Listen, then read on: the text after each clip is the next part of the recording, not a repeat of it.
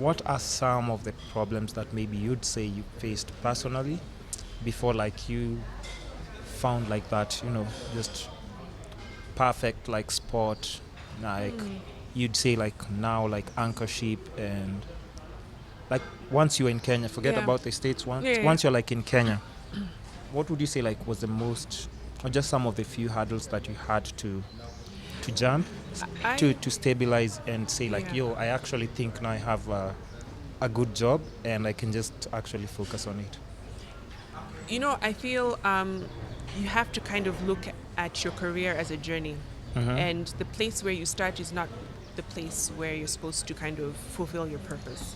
It's just a starting point. Mm-hmm. And if you view it that way, you won't get as frustrated when you're not kind of hitting at all cylinders, or doing a project that you're really passionate about, but you're being sent to press conferences that you're wondering, why am I doing this? It's building Yeah. character. It's also adding to your Mm-hmm. stamina and your portfolio as well, to show that this is what you can do. You may have hated it, but just do it. Yeah. So for me, yeah, I went through that very frustrating time where you'd want to do something else, but you can't, Yeah, because like, you also have to gain do this, experience it's all like, first. oh yeah. Yeah, get the experience. Mm-hmm. So do the stories that you hate, that you feel, why is this even relevant? Just do it, Yeah, because eventually you'll get to understand why. yes, and you'll build seniority also in your field, to where they'll say, okay, now we can move you up to this. Okay, now we can move you up to that. Not saying that you wait for someone to move you up. No, because you can also take initiative and say, And hey, can I actually- try this? Yeah. Can I get into this? And if it doesn't work, fine. If it does, great, run with it. And people in those positions will be, they think that you're actually responsible enough and actually hand you that opportunity. Exactly. So for me, I didn't really get into my purpose per se until I moved into NTV and started Victoria's Lounge, and that really was also not intentional at all.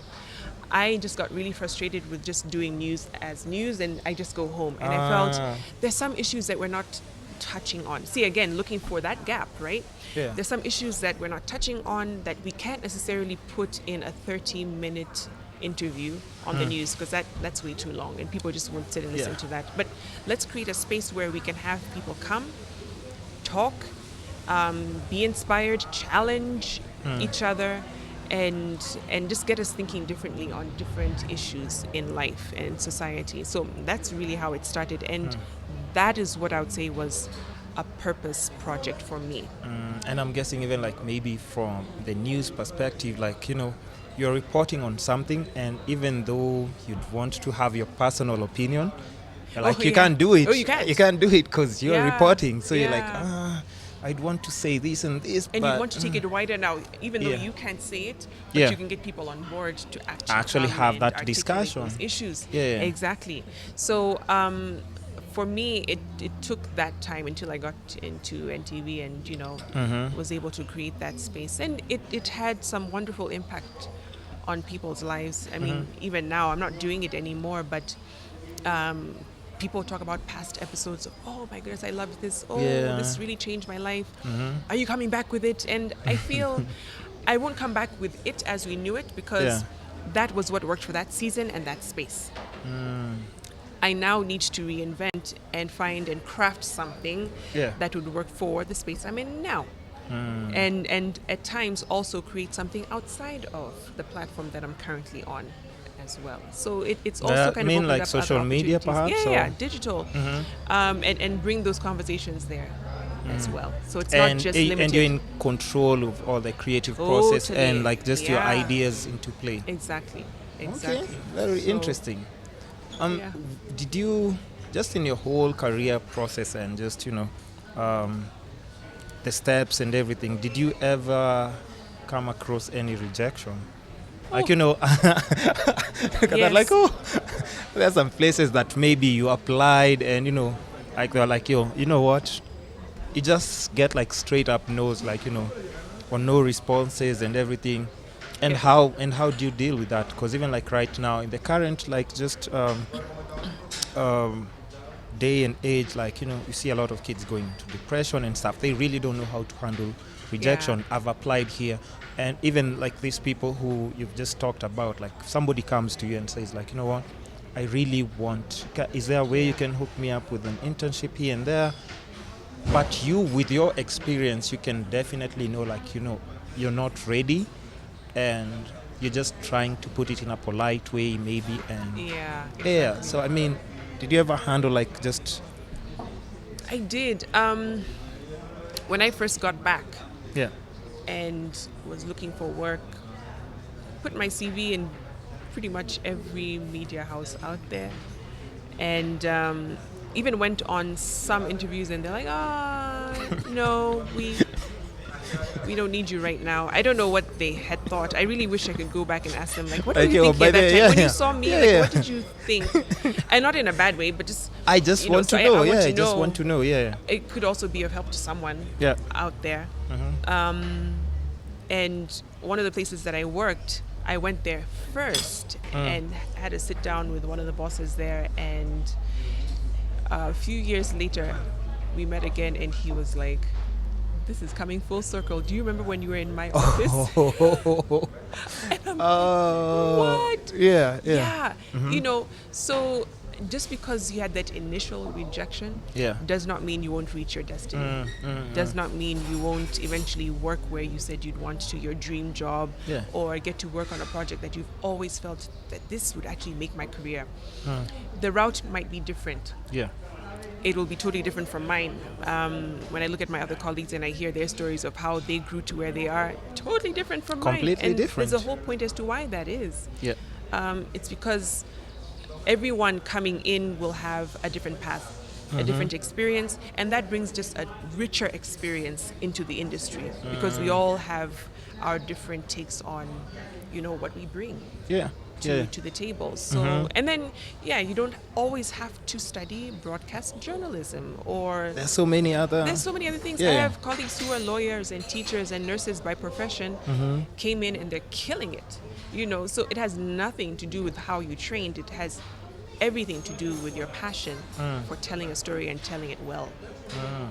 But that brings me to the other question, like, like how did you just cope with the rejection? Like, do you go talk to your friends, your mom, or just who helps you get through this? Yeah, I was really frustrated. Because I'm just guessing, if you're alone, it can really get can in your really head, get you. and Yeah. you might even just start thinking like, okay, maybe I'm not supposed to. Have you ever had like those situations where you had like just self-doubt, like, I know I've studied this, but I don't feel like Yeah, am I this is supposed to what- be doing this? Yeah. And for me, the frustration was much, much higher because I needed a job to provide for my daughter. So it wasn't and you've just already moved, like, and I'd here. already moved to I'm saying a new country. It's home, but for me Yeah, it was like a new yeah. country. Yeah. Because I had to That's a settle lot of- into a culture that I really didn't know. Yeah. So there was that. And for me, I'm the kind of person who likes to offload right when I can, because when I bottle it up and hold it in, it can explode later and on someone. They're like, what happened? Yeah. So I decided to, every time I'd have, a day where there was no response or rejection, I would talk it out with the family and just kind of figure out how to muster up the courage and go back again tomorrow and, Yeah, try to actually- find someone else who would listen.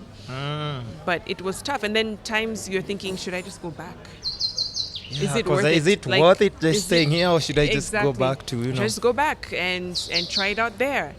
So there was a lot of frustration, but I feel if you just kind of sit in, assess the situation and realize this is not the end all be all. This is just part of the journey. This is just part of the story. I have to go through this to get to what I eventually want. And it might take some time, more than I'd want to give. Yeah.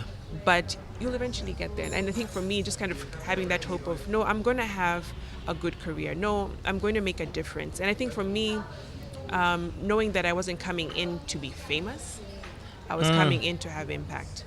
And that's, So that's different from what people are going for in the country, if Yeah. you've noticed.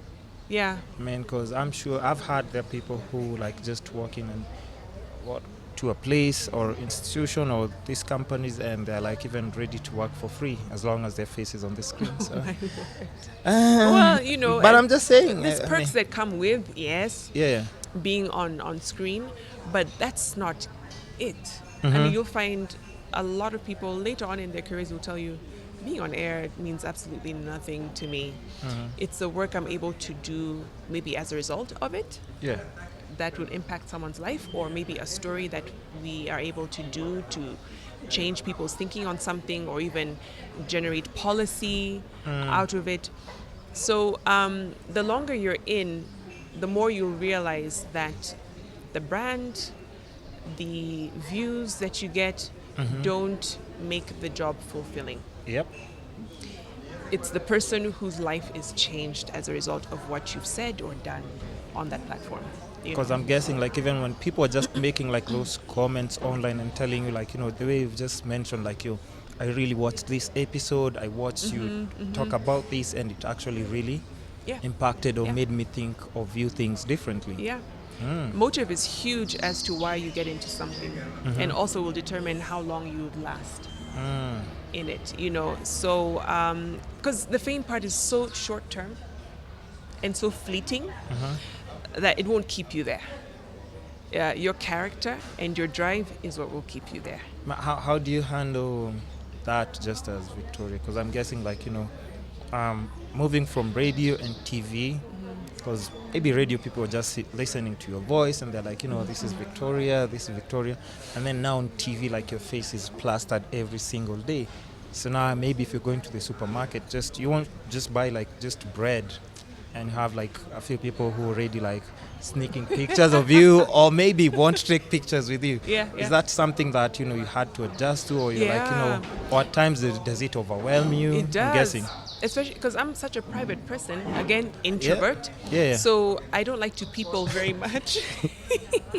But you have to be accommodating. It's what the job called for.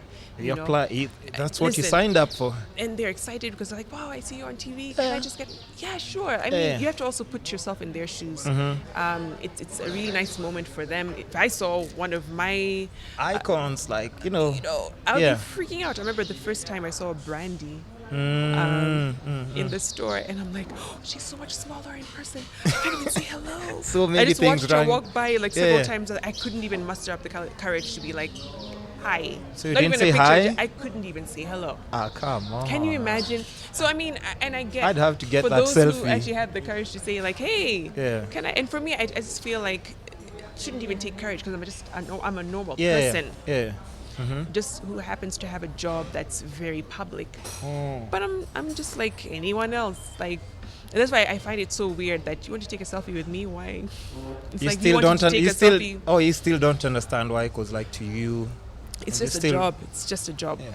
But how do you just stay grounded? How doesn't it get like over your head? Like superstar status. Like I think it's. I don't feel like taking a picture today. No. I mean, in there's times where I have to tell people, sorry, I can't. You say you reject some. There's times where I'm not in. Or like that your space. head space is just you're thinking of other things and stuff. Or I'm in a hurry. So yeah. I can't even spare that time.